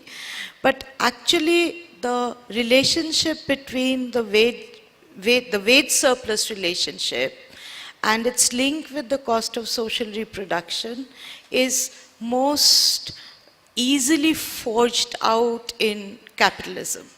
Okay? In the sense that effect from emotional labor to the different kinds of social work that goes into social reproduction, which is located within the ambit of the family, essentially goes towards, as Archana's paper shows, to the extreme where actually you can have wages which is below the cost of labor power. So essentially, this is the default condition of labor cheapening in the capitalist economy. And I draw hope from the fact that I was recently at a conference of trade unions in India, where a large number of women who have been systematically disenfranchised by the state, because the state in India recognizes a very narrow section of people as workers, and India's entire public delivery service is run by women, is through women who are not even recognized as workers. They're called volunteers, they're called activists, and they're just paid a pittance. It's not even close to the wages that Archana is talking about, the factory worker, some 200 to 400 rupees, and do the work of 8 service delivery persons. So in such a situation, what we found is that women have really started organizing themselves.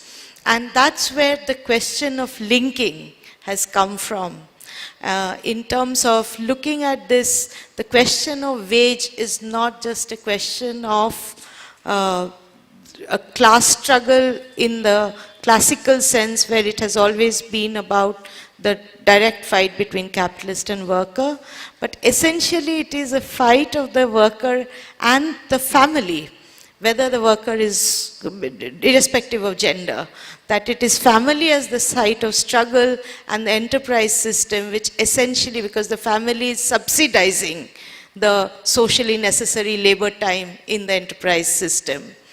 What I'm calling for is more of a, what people are recognizing through struggle, at least in India, and there's been huge development in this recognition in some ways through struggle of scheme workers, etc., is something that I think it is high time that Marxists, who are not academic Marxists, for whom Marxism is not simply like an intellectual project, where people who are really interested in revolutionary transformation and change, incorporate it into their theoretical paradigm for a certain kind of praxis. And that has to be with it in the context of capitalism. I'm not talking really about, when I respond, I'm not really talking about what it should be in the socialist states. Well, I had promised a second round, but we've exhausted our 20 minutes. Should we stop, or? We don't have time? Okay. Okay. Well, please join me in thanking our panelists. These were great papers.